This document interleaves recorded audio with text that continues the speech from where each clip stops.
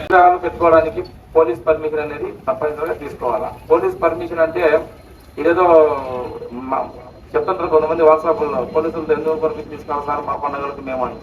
Permission తీసుకోవడం అంటే మీరు ఒక విగ్రహం పెట్టుకున్నారని పోలీసులకు తెలియడం కోసం అంతే. అర్థమవుతుందా? మీరు మా దగ్గర విగ్రహం మేము పెట్టుకుంటున్నాం సార్ అంటే అందరికీ పర్మిషన్ ఇస్తారు. పర్మిషన్ ఇవ్వని కాదు, మీరు పర్మిషన్ ఇస్తే మీ దగ్గర ఒక విగ్రహం పలానా ప్లేస్ లో ఉందని మాకు తెలుస్తుంది. అప్పుడు మీరు 7 రోజులు పెట్టుకుంటారో, 5 రోజులు పెట్టుకుంటారో, 3 రోజులు పెట్టుకుంటారో, పెట్టుకున్న రోజులు ఎటువంటి ఇబ్బంది కలగకుండా మేము వాచ్ పెడతాం. దానికోసము పర్మిషన్ అంతే. చెప్తా ఉంటారు కదా, ఎందుకు తీసుకోవాలా మా పండుగలకు మేము పర్మిషన్ అని వాట్సాప్ ద్వారా కొంత వస్తూ ఉంటాయి. కాబట్టి అలా అభావాలు వద్దు. మీకోసమే మేము పర్మిషన్ తీసుకోవాలి, మాకు తెలియడం కోసం. కాబట్టి ఖచ్చితంగా తీసుకోవాలా. రెండోది ఏమంటే, విగ్రహాలు పెడతా ఉంటారు, ఎక్కడెక్కడ పెడతా ఉంటారు, ట్రాఫిక్ రోడ్లో పెడతా ఉంటారు. దానివల్ల ట్రాఫిక్ అంతరాయం అవుతుంది. ఎవరన్నా బైక్ పోయేటోడో ఎవరన్నా అడ్డం పెట్టారని అడిగితే వాళ్ళతో గొడవ పడము, కొట్టాలు పోవడము, ఇవన్నీ ఉంటాయి. అర్థమైందా? మా పండుగ మేము చేసుకోకూడదా, మేము పెట్టుకుంటే ఏమవుతుంది? అట్లా వద్దు. మనం విగ్రహం పెట్టుకుంటే వేరే వాళ్ళకి ఇన్కన్వీనియంట్ గా ఉండకోకుండా కన్వీనియంట్ గా ఉండే ప్లేసుల్లో మాత్రమే మనము విగ్రహాలు పెట్టుకోవాలి. అర్థమైందా అందరికీ? అర్థమైందా? ఒకవేళ ఎవరికన్నా ట్రాఫిక్ ఇబ్బంది కలగకుంటే వాళ్ళని పోయే విధంగా మీరు చెప్పండి.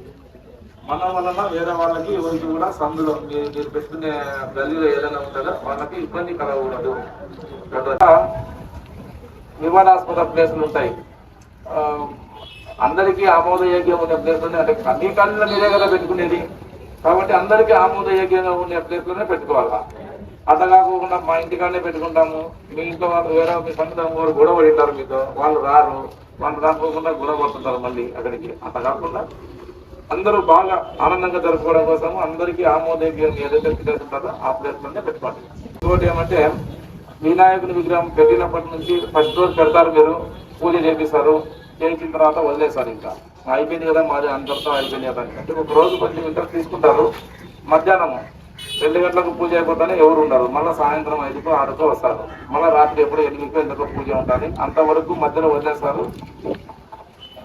ఒక రోజు అయితే ఉంటారు, 8 రోజులు 7 రోజులు 5 రోజులు పెట్టుకునే వాళ్ళు అయితే మాత్రం అదే పని చేస్తుంటారు. అట్లా చేయకుండా కనీసం 2 ఎందుకంటే అక్కడ దీపారాజన ఉంటుంది. అది ఒక్కోసారి బట్టలు కంటుకొని ఏదన్నా జరగడానికి ఉంటాయి, కొన్ని అపవిత్రమైన వెరైటీ ఉంటాయి. లేదు ఆ టైంలో కాలనీలో సరిపోయినాడు వాడే వచ్చి ఏదో చేశాడని ఇట్లాంటి అపోహలు ఉంటాయి. కాబట్టి అట్లాంటి జరగకోకుండా ఉండడానికి కోసము అక్కడ ఎప్పుడు కూడా 2 ముగ్గురు వాచ్ పెట్టుకోండి. అర్థమైందా? తర్వాత విగ్రహాలు పెట్టుకోవడానికి సరైన అమౌంట్ లేనప్పుడు ఏం చేస్తారు, మీరంతా చందాలు వసూలు చేస్తూ ఉంటారు. ఆ చందాలు వసూలు బలవంతంగా చేయొద్దండి. అర్థమైందా? వాళ్ళు ఇష్టపడని ఎంత ఇచ్చినా తీసుకోండి, లేకపోతే ఆ ఎంతైతే అమౌంట్ మీకు కలెక్ట్ చేసుకుంటారో దాంట్లోనే చేసుకోే విధంగా ప్రయత్నం చేయండి. ఇంకా అక్కడ విగ్రహాలు నిమజ్జనం పోయేటప్పుడు కానీ, తర్వాత నైట్ పూట కార్యక్రమాలు ఉంటాయి కదా, అవన్నీ కూడా ఏదో సాంస్కృతిక కార్యక్రమాలు ఎవరికి దుఃఖసాకరంగా ఉండేకుండా, ఇబ్బందికరంగా ఉండే విధంగా కాకుండా అందరికీ ఆమోదయోగ్యంగా ఉండే డ్యాన్సులు ఉంటాయి కదా, పిల్లల డ్యాన్స్లో సాంస్కృతిక కార్యక్రమాలు అట్లా పెట్టుకుంటే ఎవరేమన్నారు, డీజేలు పెట్టుకొని ఏదో వాళ్ళు ఉంటారు కదా వాళ్ళతో డ్యాన్సులు వేయడము అట్లా కాకుండా మామూలుగా పిల్లలతో డ్యాన్స్ వచ్చే నో ప్రాబ్లం, ఆర్కెస్ట్రా పెట్టుకుంటారు, పాటలు నో ప్రాబ్లం, దాని గురించి ఏమి ఇబ్బంది లేదు. కాకపోతే డ్యాన్సులు ఉండకూడదు, దాంట్లో అశ్లీలకరంగా ఉండే డ్యాన్సులు ఏమి ఉండకూడదు. అర్థమైందా? ఇంకా వినాయకుని ఇప్పుడు పెట్టుకున్న తర్వాత మామూలు రోజు అయితే ఏం చేయాలి, కానీ నిమజ్జనం రోజు ఈ కోడిళ్ళు చల్లుకోవడాలు ఇక్కడ చల్లుతారు నాకు తెలియదు. కొంతమంది బురద చదువుకుంటుంటారు, కొంతమంది కోడి చదువుకుంటుంటారు, కొంతమంది ఇంకా టపాసులు పేలుస్తుంటారు. అవి ఎందుకు వద్దని చెప్తారంటే, ఇప్పుడు టపాసులు పేలుస్తున్నారు అనుకో అందరూ క్వశ్చన్లో ఉంటారు, అవి బజార్లో నడుచుకుంటూ పోయే వాళ్ళు ఉంటారు, వాళ్ళు అబ్జర్వ్ చేయరు, వాళ్ళ మీద పడతారు. లేదు ఎక్కడన్నా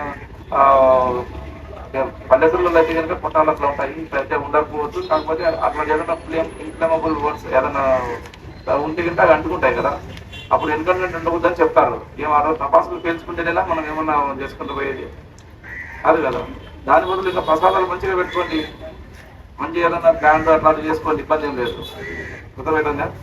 పొడి చల్లుకోవడం వల్ల ఏమవుతుందంటే కొన్ని రకాల కెమికల్స్ కలిసి ఉంటాయి. కళ్ళులో ఇళ్ళలో ఉన్నప్పుడు కళ్ళు పోవడానికి కూడా అవకాశాలు ఉంటాయి. హోలీ జరుగుతున్నప్పుడు దొరుకుతాయి, అట్లనే అనుకుంటారు. వాళ్ళకి ఇష్టం లేనికి నా మీద పడేదని చెప్పి గొడవలు పెట్టుకోవడానికి అవకాశం ఉంటుంది. కాబట్టి అట్లా అవన్నీ చేసుకోవద్దండి.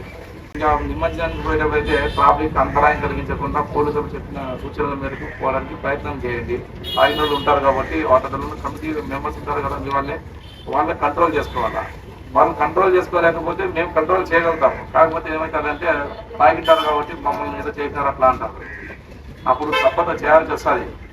మీరు ఫెయిల్ అయితే మేము చేయాల్సి వస్తుంది. సో మేము చేయకోకుండా మీరే చేయండి. అర్థమైందా? నిమజ్జనం వెళ్ళేటప్పుడు మ్యాక్సిమం మందు తాగకుండా ఉండడానికి అవాయిడ్ చేయండి. అంటే మందు తాగుతూనే ఎగలడానికి అవకాశాలు ఉంటాయి, బట్ అవాయిడ్ చేయండి. ఎందుకు భక్తిభావంతో పోతే అందరూ వస్తారు. ఇప్పుడు మీ విగ్రహం ఉంటుంది, మీ సందులో మీ గదిలో ఉన్న వాళ్ళందరూ ఆడవాళ్ళు, మగవాళ్ళు, పిల్లలు, పెద్దలు అందరూ ఏదో ఆనందంగా రావాలని చేస్తారు. అక్కడ పైన ఉండడం వల్ల ఏమవుతుంది, వాళ్ళందరూ దూరంగా వెళ్ళిపోతారు. ఏం ఉపయోగం ఉంది? అందరూ అంత ఆనందంగా ఉంటేనే కదా పండుగ జరుపుకున్నట్టు. ఇంకా సౌండ్ బాక్స్ లో ఎవరికి కూడా డీజేకి పర్మిషన్ లేదు. ఇప్పుడు తీసుకుపోయేటప్పుడు కానీ మీరు నిలబెట్టుకున్న 8 రోజులు, వారం రోజులు, ఎన్ని రోజులు పెట్టుకుంటారు అన్ని రోజులకు కానీ లేదు, పోయేటప్పుడు కానీ నిమజ్జనానికి పోయేటప్పుడు కూడా ఎవరికి కూడా డీజేకి పర్మిషన్ లేదు. మేము పెట్టుకుంటాం సార్ అంటే ఆ రోజు తీసుకొచ్చి పెడతాము. రప్చర్ కాకుండా చూడండి. మళ్ళీ అర్థమైందా? చిన్న చిన్న మామూలుగా ఉంటాయి కదా, బాక్స్ టైప్ ఉంటాయి కదా సౌండ్ సిస్టమ్, అవి తీసుకోవాలా. డీజే సిస్టమ్ వద్దు. అందరూ పోతా ఉంటారు కాబట్టి మీదొక్కటే మిగతా వాళ్ళకి డిస్టర్బెన్స్ ఉంటే వారు మళ్ళీ గొడవ తినడానికి అవకాశాలు ఉంటాయి కాబట్టి దానికి స్కోప్ ఇవ్వద్దండి. ఓకేనా? ఇంకా మీరు విగ్రహాలు మీరు ఇన్స్టాల్ చేసుకుని ఎన్ని రోజులు అయితే మీరు పూజా కార్యక్రమాలు పెట్టుకుంటారో అన్ని రోజులు కూడా మీ దగ్గర ఒక పోలీసుల తరఫున ఒక పాయింట్ బుక్ పెడతారు. ఎవ్రీ 3 hours కానీ లేకపోతే ఎవ్రీ 5 hours కానీ మా వాళ్ళు వస్తూ ఉంటారు. వచ్చినప్పుడు ఆ బుక్లో సంతకాలు పెడతా ఉంటారు. మేము వస్తుంటాము, మేము సంతకాలు పెడతా ఉంటాము. దాని ఉద్దేశం ఏమంటే కనుక మీరు అక్కడ ఏదైతే ప్రికాషన్స్ మేము చెప్పినామో అవి తీసుకుంటున్నారా లేరా అని చెప్తా ఉంటారు వాళ్ళు. ప్రతిసారి నువ్వు కానిస్టేబులే కదా మాకేం చెప్పేవని మాత్రం అనవద్దు. కానిస్టేబుల్ చెప్పినానంటే మేము చెప్పినట్టే అర్థం, హోంగార్డ్ చెప్పినా మేము చెప్పినట్టే అర్థం. అర్థమవుతుందా? మ్యాక్సిమం నైట్ పూట కార్యక్రమాలు ఏదైతే చేస్తున్నారో 10 గంటల కన్నా క్లోజ్ చేసే విధంగా మీరు చేసుకోండి. 10 దాటిన తర్వాత ఎవరంతా ప్రశాంతంగా ఉండండి. ఓకేనా? మీరు నిమజ్జనం రోజు ఏదైతే వాహనాలు మీరు తీసుకొని పోతుంటారో అందరూ ట్రాక్టర్లే యూజ్ చేస్తారా లేకపోతే ఏమన్నా లారీలు అట్లా ఏమైనా ఉంటాయా? అంత ట్రాక్టర్లే మన ఏరియా అంతా. లారీలు పెట్టి చేసేంత ఏం లేదు. ఓకే, ఏదైతే వెహికల్స్ మీరు మన ట్రాక్టర్లో మేము తీసుకొని పోతున్నామంటే ఆ ట్రాక్టర్ నంబరు, ఆ ట్రాక్టర్ డ్రైవరు వాళ్ళందరూ కూడా మాకు ఇన్ఫర్మేషన్ ఇవ్వాల్సి వస్తుంది. ఎందుకంటే ఆ ట్రాక్టర్ కండిషన్లో ఉందా లేదా అనేది మేము చూసుకోవాల్సి వస్తుంది. ఎందుకు ఒక్కొక్కసారి బ్రేక్ ఫెయిల్ అవుతుంది. పబ్లిక్లో నడుస్తున్నప్పుడు బ్రేక్ ఫెయిల్ అయితే ముందర ఎవరి మీద జరగడానికి అవకాశం ఉంటుంది. ఆ డ్రైవర్ ఎందుకు మాకు చెప్పాల్సి వస్తారంటే ఆ డ్రైవర్ ఏమైనా తాగి ఉన్నాడా ఏమి మ్యాక్సిమం డ్రైవర్ ఎవరిని తాగేద్దండి. తాగినారంటే ఆ రోజు డ్రంక్ అండ్ డ్రైవ్ టెస్ట్ నిర్వహిస్తాము. కేసు కట్ చేసి ట్రాక్టర్ కూడా సిక్ చేస్తాం. మళ్ళీ ఆ రోజు బాధపడకూడదు. ముందే చెప్తున్నాను కాబట్టి చెప్తున్నాను. అర్థమైందంటే డ్రంక్ అండ్ డ్రైవ్ టెస్ట్ మేము నిర్వహిస్తాము. ఆ రోజున కనుక వాళ్ళు ఎవరైనా పాజిటివ్ వచ్చిందంటే తీసుకొచ్చి కేసు రిజిస్టర్ చేస్తాం. వీటి ట్రాక్టర్ కూడా సీజ్ చేస్తాం ఆ రోజు. మళ్ళీ మీరు అప్పుడప్పుడు ట్రాక్టర్ వేరే మాట్లాడుకోలేరు కదా, మరి అవసరం అదండి. కాబట్టి ముందే మీరు అవి లేకుండా చూసుకుంటే మీరు సాఫీగా వెళ్ళిపోతారు. అదేవిధంగా దర్శనానికి కోసం వచ్చే లేడీస్ ఉంటారు కదా, వాళ్ళు ఆభరణాలు అంతా వేసుకొని వస్తూ ఉంటారు. సో అవి మ్యాచింగ్ జరగకోకుండా కొంచెం జాగ్రత్తగా ఉండండి. ఒకవేళ మీ విగ్రహాల దగ్గర ఎవరైనా కూడా అనుమానాస్పద వ్యక్తులు కానీ కొత్త వ్యక్తులు కానీ వచ్చి అట్లా ఉంటే కనుక మాకు ఇన్ఫార్మ్ చేయండి. మేము వచ్చి వాళ్ళని విచారించుకుంటాం. కొట్టద్దండి వాళ్ళని. మళ్ళీ ఎవరికి ఎట్లుంటాడో తెలియదు కాబట్టి జరిగిన కొట్టేసి ఏదైనా జరగకోకుండా మాకు ఇన్ఫార్మ్ చేయండి, మేము చూసుకుంటాం. ఓకేనా? నిమజ్జనం రోజు ఎంతమంది పోతారో నిమజ్జనం చేయడానికి?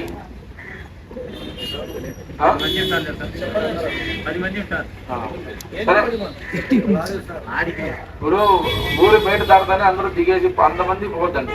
ఎవరైతే పెద్దలు ఉంటారో మీకు చెప్పిన విగ్రహం పెద్దగా ఉంటారు కాబట్టి నిమజ్జనం చేయడానికి 10 మంది నో ప్రాబ్లం. ఎవరు కూడా చిన్నపిల్లలు అంటే 10 సంవత్సరాల పిల్లలు, 15 సంవత్సరాల పిల్లలు మ్యాక్సిమం అలా చేయండి. 20 సంవత్సరాలు అట్లా ఉంటేనే కొంచెం వాటిలో ఎలా చేయండి. పిల్లలను మాత్రం అలా చేయదండి. ఏదో వాళ్ళు చూస్తారు కదా అక్కడ నిమజ్జనం అని చెప్పేసి చూస్తారు, బాగుంది. మీ యొక్క ఆనందంలో మీరు ఉంటారు. ఆ పిల్లలలో దాంట్లో ఏదైనా పడిందంటే కనుక మన తర్వాత అంతా మనమే బాధపడాలి. ఊరి బయటికి పోయేదాకా మ్యాక్సిమం ఎవరిని ఎక్కేద్దండి పిల్లలను. మీ గదిలో మీరు చేసుకున్నాక బయటకు వచ్చేసిన తర్వాత ఊరేగింపు మాత్రమే పోతుంది. అందరినీ ఊరు బయటకు పోయిన తర్వాత అందరు దింపేసి మీరు మాత్రం ఎవరైతే నిమజ్జనం చేస్తారో వాళ్ళు మాత్రమే వెళ్ళండి. ఇదే మెయిన్ చెప్పాల్సినది. ఎందుకంటే పిల్లలు పోయిన తర్వాత మళ్ళీ రారు, వాళ్ళకి తెలియదు ఏం జరుగుతుంది అనేది. మాక్సిమం మీరు పెట్టుకుంటారు కొంచెం పెద్ద పెద్ద విగ్రహాలు ఉంటాయి, చిన్న చిన్న విగ్రహాలు ఏం కాదు, ఒక 2-3 వేలు ఇస్తే ఒకటి కెమెరా వస్తుంది, ఆన్లైన్ వస్తుంది, లేకపోతే ఎవరైనా చెప్పినా వాళ్ళు తెప్పిస్తారు. ఇంకా వారం రోజులు టైం ఉంది కాబట్టి ఆన్లైన్లో బుక్ చేసుకునే వస్తుంది. ఒక 4,000-5,000 కంటే ఎక్కువే ఉండదు, సింగిల్ కెమెరా ఉంటుంది చాలు. మీ విగ్రహాన్ని అక్కడికి వచ్చే వాళ్ళు కవర్ అయ్యేటట్టు పెట్టుకోండి, ఏం పెద్ద డబ్బులతో ఇంకా 10,000, 20,000, 30,000 పెట్టి విగ్రహాలు చేస్తుంటారు. 4,000 పెట్టి 5,000 పెట్టి ఎందుకోసం అంటే మీ సేఫ్టీ అందరికీ సేఫ్టీ ఉంటుంది. అర్థమైందా? ఏదైనా జరిగినప్పుడు కూడా ఏ విధంగా జరిగిందనేది మనకు తెలియడానికి అవకాశం ఉంటుంది. లేదనుకో ఏదైనా జరిగినప్పుడు ఇది వాళ్ళు చేసినారంట వీళ్ళు చేసినారంటే అపోహలు ఉంటాయండి. సో ఆ అపోహలు ఉండకుండా ఉండడం కోసం మీకు ఇవన్నీ చెప్పేది. ప్రికాషనరీ మెజర్స్ అంటే మీరు పర్మిషన్ తీసుకునేప్పుడు అన్ని డిపార్ట్మెంట్ వాళ్ళు వాళ్ళ డిపార్ట్మెంట్ సంబంధించిన ప్రికాషన్ చెప్తారు. ఏదైతే ఎలక్ట్రిసిటీ డిపార్ట్మెంట్, ఫైర్ డిపార్ట్మెంట్. ఏంటంటే ఫైర్ కావడానికి కారణం ఏంటి? ఎలక్ట్రిసిటీ సరిగ్గా మీరు కనెక్షన్ సరిగ్గా తీసుకోకపోవడము అట్లా ఉంటుంది. పర్మిషన్ తీసుకుంటే మీకు లైన్ మ్యాన్ అతనే వచ్చి మీకు చూసి వాళ్ళ పర్యవేక్షణ ఉంటుంది. ఏం మన చిన్న విగ్రహం కదా పర్మిషన్ ఎందుకు తీసుకోవాలి మనం అని అనుకున్నారు అనుకో, ఒక 500-1000 రూపాయలు ఉంటుంది దానికి. ఉంటే వాళ్ళకు రెస్పాన్సిబిలిటీ ఉంటుంది.